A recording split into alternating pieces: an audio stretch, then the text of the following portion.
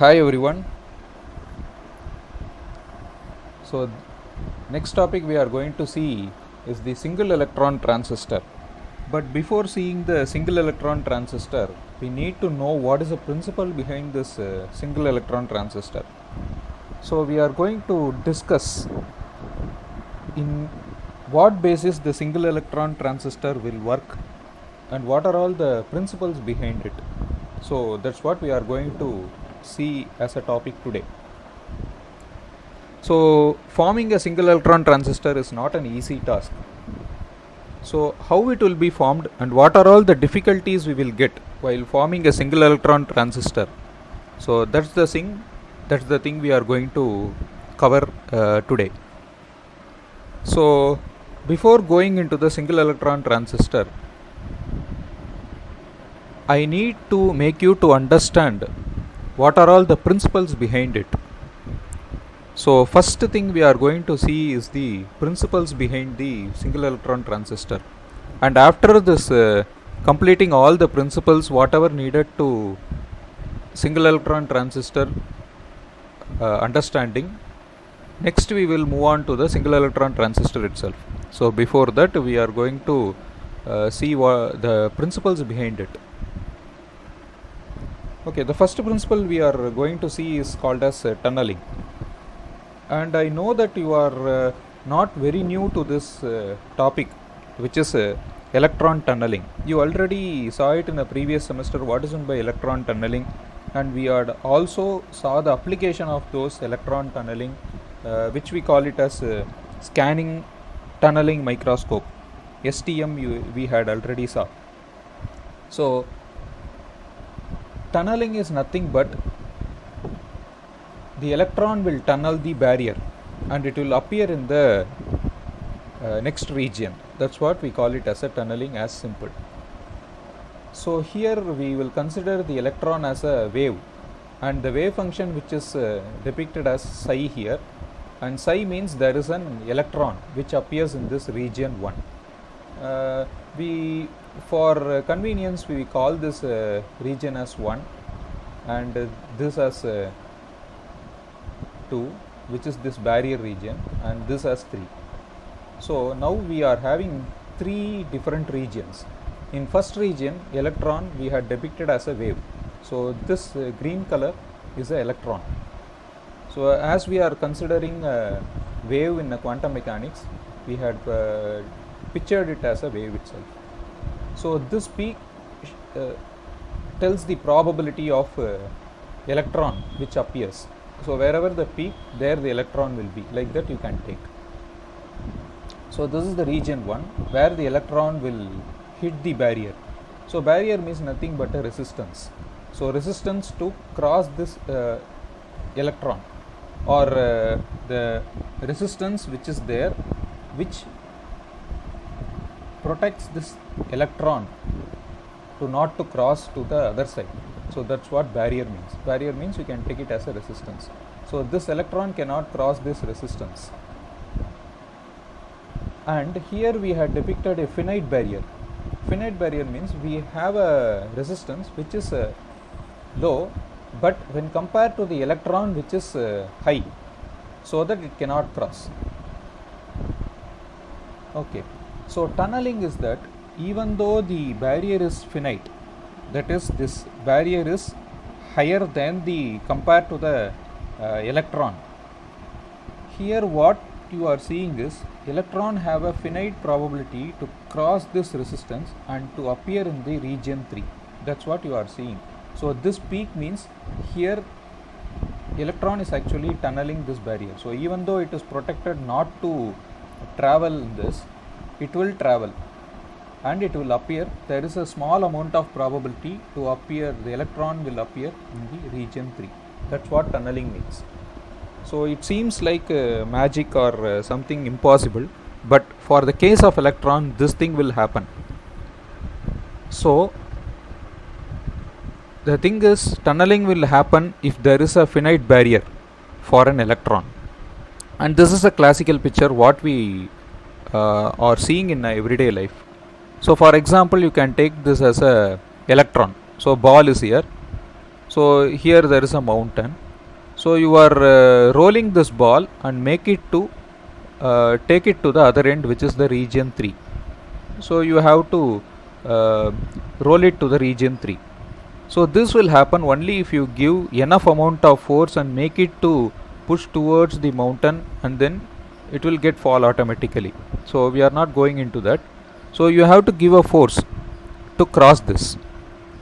But in the case of electron, this is not true. So even though you are not giving any amount of force, if there is a comparatively low barrier, this ball will appear automatically in this region 3. So which may surprise you, but this is the quantum phenomena. So without applying a force, when there is a finite barrier, there is a probability of this ball will reappear in this side. So this is what tunneling means, and this is the first principle we have to understand for making a single electron transistor. So this barrier and all, you had already saw it as a particle in a box, and this is the microscopic image of a quantum dot. So there are many number of quantum dots has been fabricated as a matrix in a substrate. So it also shows that it is less than 10 nanometer. I already said you that when coming to the quantum dot, it should be less than 10 nanometer. So here it is also showing the same picture, and each one is a quantum dot. So this is the first principle we had understood. So the next principle is called as Coulomb blockade effect. Coulomb blockade is nothing but it's a energy or a energy required to charge a capacitor. Here capacitor is a quantum dot. So quantum dot is a capacitor. So the energy, minimum energy needed to charge this capacitor is called as Coulomb blockade. So minimum energy required to charge the quantum dot is called as Coulomb blockade, or else the energy required to block the electron tunneling. We had already saw that electron will tunnel for a finite barrier. To not to tunnel, you need to there is a need of energy to be given in a barrier, so that it is very high and it is not little finite. So if it is comparatively higher, it will tunnel. So it should be very high. So that energy which is needed to block the electron tunneling is also, you can also in this way also you can define the Coulomb blockade. So how this energy has been defined? So we had saw what is meant by Coulomb blockade. To make it to protect the electron not to tunnel, that energy is called as Coulomb blockade. Okay, for the normal capacitor, that is parallel plate capacitor, this is the formula. Charge stored in a capacitor, how much amount of charge can be stored inside a capacitor, that will be defined by the capacitance of the capacitor and the voltage applied across it. So this is the normal formula for a parallel plate capacitor. But for a single electron, we are only using a single electron. So we had replaced this Q as single electron E. So which is a charge of the electron, which is 1.6 into 10 power minus 19 Coulomb. So Q has been replaced with E. E has been replaced with Q, sorry. So which is equal to capacitance times the voltage for the quantum dot. So here C dot, we can take it as C dot. So as usual we just rearrange. So voltage applied across the quantum dot, which is equal to E by C dot, right? And the energy required to store the charge. So charge has been stored in the capacitor, and what is the amount of energy required to store it? That is given by E equal to half capacitance times the voltage square. So this is the normal formula for the parallel plate capacitor. So for the single electron we can make it as C times, instead of V we will use this E by C dot. So E by C the whole square, so you will get E square by 2C. So here you will get C square, so C square and 1C will get cancelled out, you will be having only 1C, and E square by C into half. So this is called as Coulomb blockade energy. So this is the energy required to protect or to not to make the electron tunnel. So this much of energy if you give to a quantum dot, the electron will not tunnel. And this is not the only case. Okay, then what is the other thing required to block the electron tunneling? So that's the next thing we are going to see, which is called as uncertainty. We had already saw one kind of uncertainty in the previous or your earlier classes in your school, that is momentum. So we also call it as Heisenberg uncertainty principle, momentum times position, right?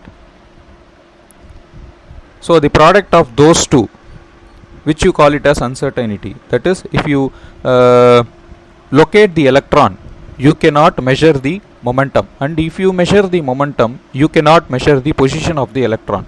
So both cannot be measured. That's what uncertainty means. Here the uncertainty is the measurement of the energy, that is Coulomb energy, and the time of charging. This T means time required for the quantum dot to get charged. So the uncertainty between those two, that is you cannot measure it simultaneously. So that's what it means. And the error will be equal to the Planck's constant approximately. Okay, so if you rearrange this equation you will get H by delta T, and delta T is RC. This is also applicable for the parallel plate capacitance. Time of charging will be given by resistance times the capacitance of the parallel plate capacitor. So here we are going to put a resistance before the quantum dot to make this uncertainty happens. And why this uncertainty needed for the single electron transistor, that I will explain it now. So this delta T has been replaced with RC. R is the resistance before the quantum dot and C is the capacitance of the quantum dot. So H by RC.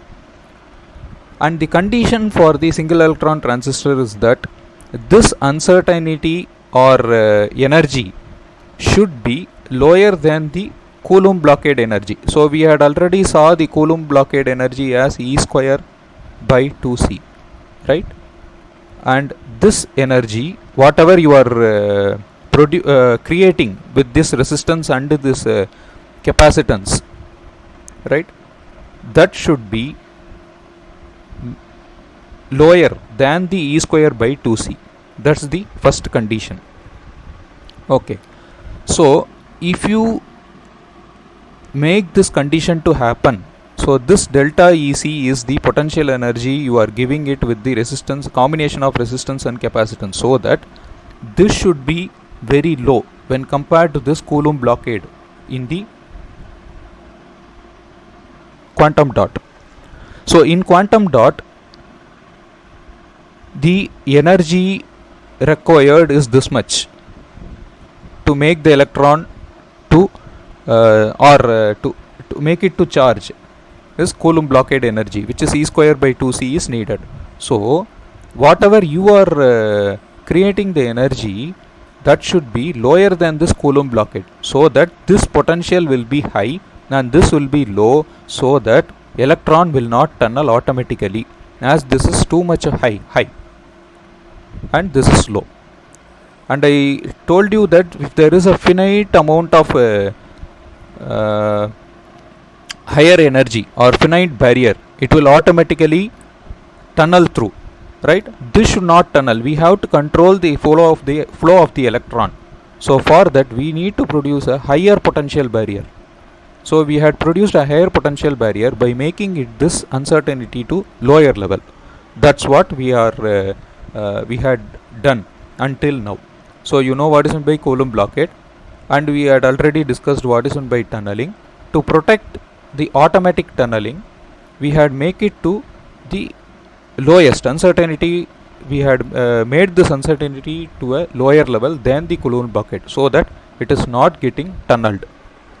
Okay, now by knowing all those things, whatever we had saw until now, that is quantum tunneling, the uncertainty, and the Coulomb blockade, we had framed a set of rules to make the single electron phenomena to happen. So this is the next thing we are going to see, single electron phenomena. This is not a separate topic. We are just discussing one by one whatever needed for the single electron transistor. So this is the rule to produce a single electron transistor or single electron transistor fabrication, not fabrication, working of the single electron transistor. These are the rules, set of rules.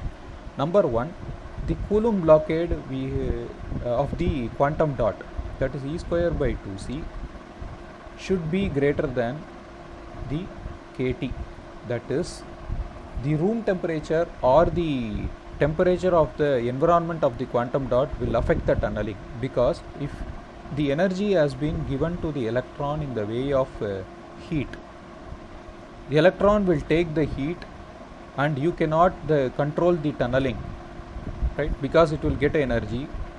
So if electron get energy, even though the barrier is very high, so we had created a Coulomb blockade barrier, right?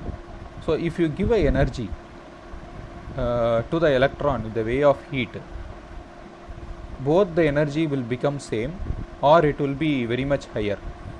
So if the electron energy is higher, means it will automatically flow towards the lower energy, right? So if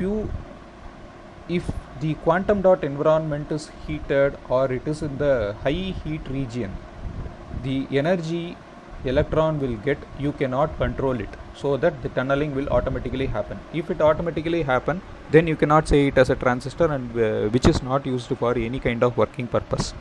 So heat should be very, very low. That's what it means. So this both will, so this is Boltzmann constant. So this energy, this is the energy which is Coulomb blockade energy you had already formed, which you call it as a higher barrier to electron not to tunnel. So we are making the electron place to minimum now.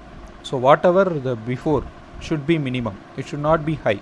If high means you cannot control the tunneling. So make it to minimum, heat should be lower, and uncertain energy also will be lower, so that Coulomb blockade will protect it from the tunneling. So Coulomb blockade energy should be higher compared, so this should be higher when compared to the heat energy given to the electron. Okay, so rule number 2, the uncertainty should be lower. Uncertainty is also low when compared to the Coulomb blockade energy. So two things should be low. Number one, heat energy to be very, very low, so that wherever the quantum dot is there, the maintenance of temperature will also be very, very low. And second thing, uncertainty will also be lower, which will be created by the resistance and the capacitance of the quantum dot. So these are the two things to be low to protect the electron from tunneling. Okay, so by these rules and whatever the principle we had saw until now, we had created a perfect barrier in a quantum dot for the electron not to tunnel. But why we need the electron not to tunnel? So electron having a nature of tunneling the barrier. to making it very heavy and making this very low. So you have this much of difference. Electron, the tunneling probability will also be low in the region 3. So this is what the picture we had saw until now. So we had said that electron is here. Electron tunneling to be controlled by us only, not the electron should not automatically tunnel. So if we control the electron tunneling, we can control the flow of the electron so that we can produce ones and zeros whenever we need it, right? 1 means on state, 0 means off state. So if we control the electron flow by the single electron, we are switching on the transistor and switching off the transistor. That's what the main thing you have to understand. So by controlling the flow of electron, we are producing the bits now. So that's the next topic we are going to see. By this controlling, how the single electron transistor is made and what is the working behind the single electron transistor. That's what we are going to discuss by next. I hope everyone understand the principles of single electron transistor, and thanks for watching.